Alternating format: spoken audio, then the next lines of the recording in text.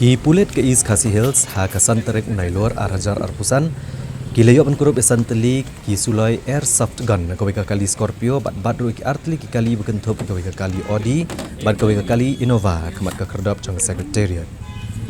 Kini ki kali ki dai ki belata ïong bat artli neki ki dai ki empat dan new registration number lat tangka kali Scorpio kebadan new number ML not Sun AF not line not kendai kebadang tepu bandej syakitanya kendai lat.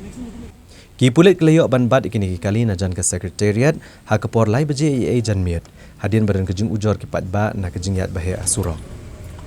Ha kejing talasi ki Pulit na kini kilai teli ki kali kilalap ya santeli ki suloi airsoft gun ki vest ki walkie talkie bat ki weki tiar.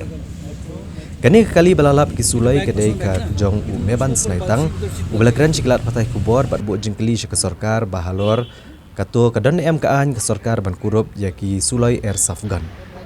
Meban Snaitang uliat ho bude ubrio ubale ka kam Tremons ngobhag emlang salang ba udunong ilam ka JMDC ha ka bakiya tak surok klem na penwet na pentut yunuru. Nagalang ki Pulit kila kemno yung Meban bat ki brio jung u ban raano yaki syatanan. See, this is my vehicle, okay? And according to the rule of Meghalaya, I am also we are doing also a social work, and also I am the leader of GMDC. And we are doing a social work and everything. So, is there any right for the government, to say, not to put a private security, okay? And also, see, this is an all air gun. Is there a rule for the air gun, for the government of Meghalaya to seize the air gun? And that is my opinion only.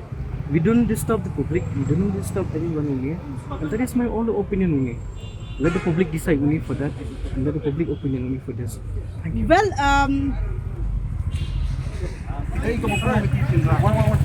for that.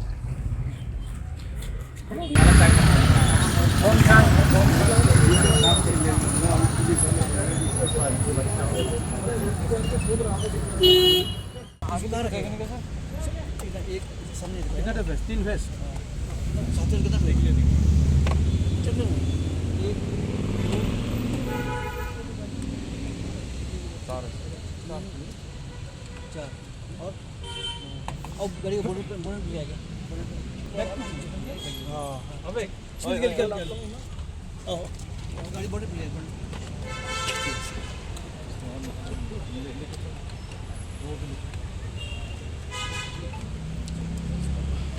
हमें